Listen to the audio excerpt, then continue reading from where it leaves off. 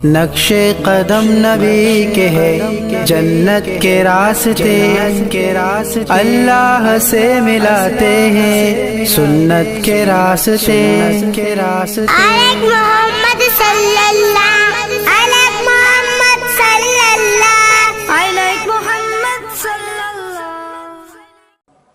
بسم اللہ الرحمن الرحیم وبہ نستعین وصلی اللہ علی النبی وعلی آلہ وصحبہ اجمعین. اما بعد قال اللہ تعالی فی کتابہ المجید اعوذ باللہ من الشیطان الرجیم بسم اللہ الرحمن الرحیم شہر رمضان الذی انزل فیہ القرآن ھدی للناس وبینات من الھدی والفرقان. اللہ سبحانہ وتعالی نے رمضان المبارک کو ایک ایسا مہینہ بنایا ہے جو نہایت ہی بابرکت مہینہ ہے. رمضان کا ہم استقبال کرتے ہیں تو ہمارے دل خوشیوں سے جھوم جاتے ہیں. ہمیں محسوس ہوتا ہے کہ یہ موسم بہار ہے، نیکیوں کا مہینہ ہے، خیر کا مہینہ ہے، اور ہمیں آگے بڑھ کر اس موسم میں، اس مہینے میں خیر کو حاصل کرنا چاہیے. اللہ سبحانہ وتعالی نے قرآن مجید میں رمضان المبارک سے متعلق بڑی ہی اہم باتیں یکجا کر دی ہیں.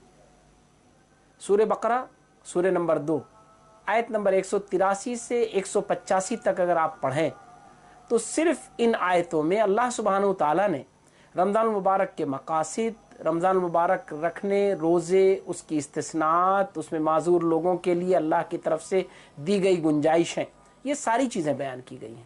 اسی میں اللہ سبحانہ وتعالی نے ایک بڑا ہی اہم موضوع چھیڑا ہے، اور وہ اہم موضوع ہے کہ رمضان المبارک نیکیوں کا موسم ہے، روزے رکھنے کا موسم ہے، سحری اور افطار کا موسم ہے، لوگوں کو افطار کرانے اور لوگوں کی خبرگیری کا موسم ہے. لیکن اسی کے ساتھ ساتھ رمضان المبارک قرآن کا موسم ہے. قرآن وہ رمضان المبارک کی بنیاد ہے.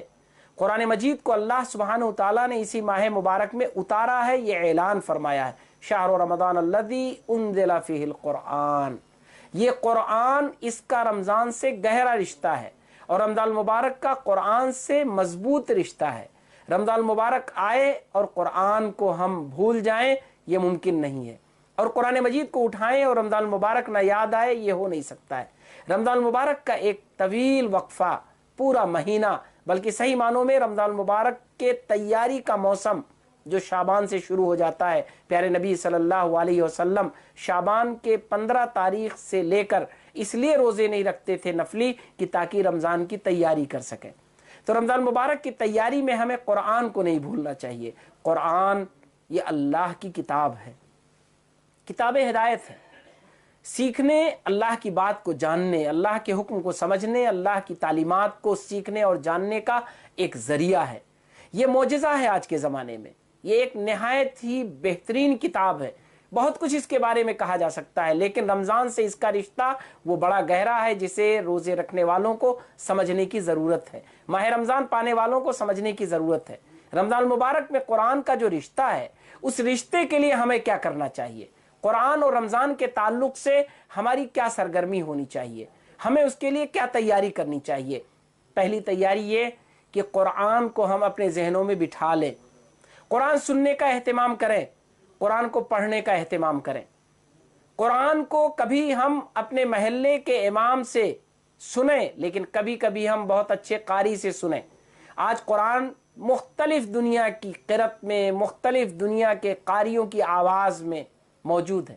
ہمیں چاہیے کہ رمضان المبارک میں کم از کم ہم مختلف ان قراء کی آواز میں سنیں قرآن مجید کو جنہوں نے قرآن کو بہت اچھا پڑھا ہے.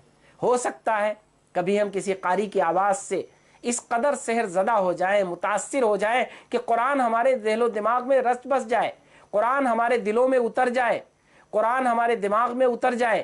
یہ قرآن بڑا عظیم الشان ہے، اس کے الفاظ بڑے قیمتی ہیں، اس کی نغمگی بڑی ہی اچھی ہے، اس کا دھن، اس کی آواز، اس کی لطافت اور اس کی شیرینی کو محسوس کرنے کے لیے کسی اچھے قاری کو سننا یہ ہماری ضرورت ہے. ہم سوچتے ہیں کہ ہم نے اپنے محلے کے قاری صاحب کو سن لیا، بڑا اچھا کیا آپ نے تراویح پڑھی، آپ نے نمازیں پڑھی، آپ نے اس میں قاری کو سنا. لیکن آئیے ایک بہترین قاری کا انتخاب کیجئے اور قرآن کو سننے کا معمول بنائیے. رمضان المبارک میں قرآن پڑھنے کا معمول بنائیے، اور کم سے کم روزانہ آدھے گھنٹے 1 گھنٹے قرآن کو سننے کا معمول بنائیے. آج یہ بڑا آسان ہے. دوسرا کام قرآن سے متعلق کیا کرنا ہے آپ کو؟ قرآن مجید کو پڑھنے کا معمول بنانا ہے. قرآن مجید کو پڑھنا اس کا حق ہے. قرآن مجید کو اچھے سے پڑھنا یہ ہماری ذمہ داری ہے. اچھے سے پڑھنے کے لیے ہم کو کوشش کرنی پڑے گی, ہمیں کچھ اسے سیکھنا پڑے گا. اگر ہمیں کچھ میسر ہے, اگر کوئی شخص میسر ہے جو قرآن اچھا پڑھا سکتا ہے تو ہمیں اس سے پڑھنا چاہیے. نہیں میسر ہے تو آج ڈیجیٹل دنیا ہے, آج الیکٹرانک دنیا ہے, ہمیں بہت سارے الیکٹرانک ایسے وسائل مل جائیں گے جس کے ذریعے قرآن کو ہم اچھا پڑھ سکتے ہیں, اچھا پڑھنا سیکھ سکتے ہیں, اس کے تلفظ کو سیکھ سکتے ہیں, اس کے مخارج کو سیکھ سکتے ہیں, اس کی ادائیگی کو سیکھ سکتے ہیں. تو ہمیں کم سے کم قرآن کا یہ حق ادا کرنا چاہیے. تیسرا قرآن کا یہ حق ہے کہ قرآن کو سمجھنے کی رمضان میں کوشش کرنی چاہیے. ہم یہ نہیں کہتے ہیں کہ ایک رمضان میں پورا قرآن سمجھنے کی کوشش کرنی چاہیے. رمضان المبارک میں قرآن کو سمجھنے کا آغاز کر دینا چاہیے. ابھی جو رمضان المبارک ہمارے سامنے ہے اس میں ہم قرآن مجید کو سمجھنے کا آغاز کر دیں. کچھ چیزیں اس رمضان المبارک میں سیکھیں گے اور انشاءاللہ آئندہ کچھ چیزیں اگلے رمضان میں سیکھیں گے. ہم میں سے ہر شخص کو کم و بیش 40 50 30 20 رمضان المبارک ضرور اس عمر میں ملتے ہیں جس عمر میں ہم بہت کچھ سیکھ سکتے ہیں اور جان سکتے ہیں. تو ہمیں چاہیے کہ ہم اپنا شیڈول بنا لیں اور اپنی زندگی میں قرآن مجید کو سیکھنے کا ایک مرتب خاکہ بنا لیں. قرآن کو اگر سیکھیں گے تو انشاءاللہ قرآن سے بڑا فائدہ ہوگا. تیرے ضمیر پہ جب تک نہ ہو نزول کتاب, گرہ کشا ہے نہ راضی نہ صاحب کشاف. تجھے کتاب سے ممکن نہیں فراغ کی تو کتاب خواں ہے مگر صاحب کتاب نہیں. صاحب کتاب بننے کے لیے قرآن کو پڑھنا بھی ہوگا, قرآن کو سننا بھی ہوگا, قرآن کو سمجھنا بھی ہوگا. نقش قدم نبی کے ہے جنت کے راستے, اللہ سے ملاتے ہیں سنت کے راستے. محمد صلی اللہ